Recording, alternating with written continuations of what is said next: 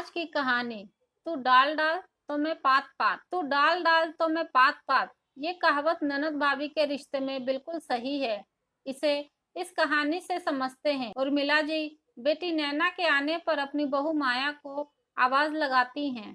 बहू, नैना आई है, जरा चाय नाश्ता बना लो। जी मम्मी जी, अभी लगाती हूँ।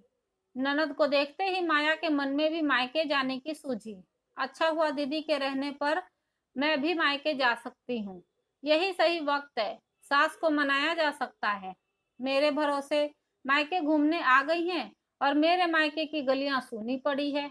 बच्चों की गर्मी की छुट्टियां चल रही हैं तो मैं भी मायके हो आती। ये सोच माया चाय नाश्ता देकर अपनी पैकिंग में लग गई।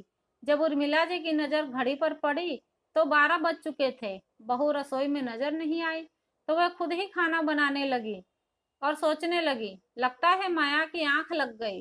चल आज तेरी पसंद की राजमा बना देती। नैना बोली, अरे माँ, तुम काम करोगी, भाभी कहाँ है? तो माँ ने कहा, एक वक्त का खाना बना लूंगी तो घिस थोड़ी ना जाऊंगी।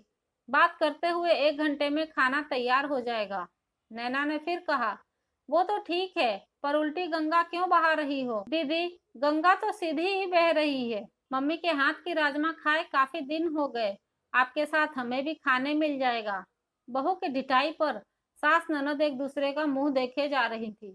तभी नैना ने हंसते हुए व्यंग किया, कुछ अपने हाथों की भी खिला दो भाभी। हाँ हाँ, क्यों नहीं, शाम को खिलाती हूँ, कहकर माया मन ही मन सोचने लगी कि एक शहर में रहने के कितने फायदे हैं। जब देखो मुंह का स्वाद बदलने पहुंच जाती हैं। खाना खाने के बाद माँ बेटी अपनी बातों में लग गई। तभी कटे तरबूज के प्लेट के साथ माया दाखिल हुई। बहू, बड़ा अच्छा किया फल ले आई, मगर मुझे चाय पीनी है भाभी। नैना ने कहा, इतनी गर्मी में चाय कौन पीता है, फल खाइए, मन ठंडा रहेगा। इस दो टूक जवाब के बाद नैना की बात मुंह में ही रह गई। अच्छा भाभी, शाम हो गई है, अब निकलती हूँ। आई हैं तो आराम से 1-2 दिन रुक कर जाइए दीदी। अरे नहीं, ऐसे कैसे रुक सकती हूँ, मेरा भी घर परिवार है, जिम्मेदारियां हैं। कैसी जिम्मेदारियां? बच्चे तो हॉस्टल में हैं, दिन भर अकेले ही रहती हैं आप। जीजा जी को यहीं बुला लीजिए।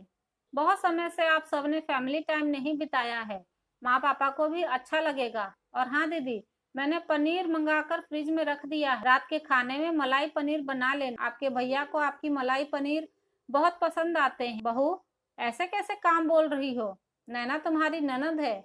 माँ जी, मैं तो उनका सम्मान कर रही हूँ। इस घर पर दोनों भाई बहन का बराबर का अधिकार है, तो कर्तव्यों के निर्वाह से परहेज कैसा? उनका मन भी तो करता होगा पहले की तरह ही अपने परिवार के साथ रहने का। साथ रहकर कितनी खुश हो जाएंगी। उर्मिला जी बहू के दलील के आगे चुप हो गई। अच्छा दीदी, मैं अपने मम्मी पापा से मिल आती हूँ, तब तक आप अपने यहाँ मायके में आराम फरमाइए। नैना मन बदलने मायके आई थी, पर यहाँ का हाल देख रुखसती का दिल कर रहा था उसका। जब तक कुछ सोचती, माया की कैब आ गई। बच्चे खुशी खुशी बाय करते हुए निकल लिए। दूर जाता हुआ कैब धीरे धीरे छोटा और छोटा दिखाई देने लगा और माँ बेटी को घर का काम बड़ा और बहुत बड़ा लगने लगा। नैना ने पति को फोन कर कहा कि रात का खाना भाई के घर पर है, ऑफिस से सीधे यहीं आ जाना। पति ने पूछा, पर तुम तो शाम तक लौट आने वाली थी ना? अब वह सब छोड़ो, लगता है पासा पलट गया, पति ने चुटकी लेते हुए कहा। नैना ने जवाब में कहा, मैं कब हार मानने वाली हूँ पतिदेव। नैना का पति सोचने लगा, सच है, ननद भाभी का रिश्ता है ही कुछ ऐसा, कभी प्यार दुलार का तो कभी छेड़छाड़ का।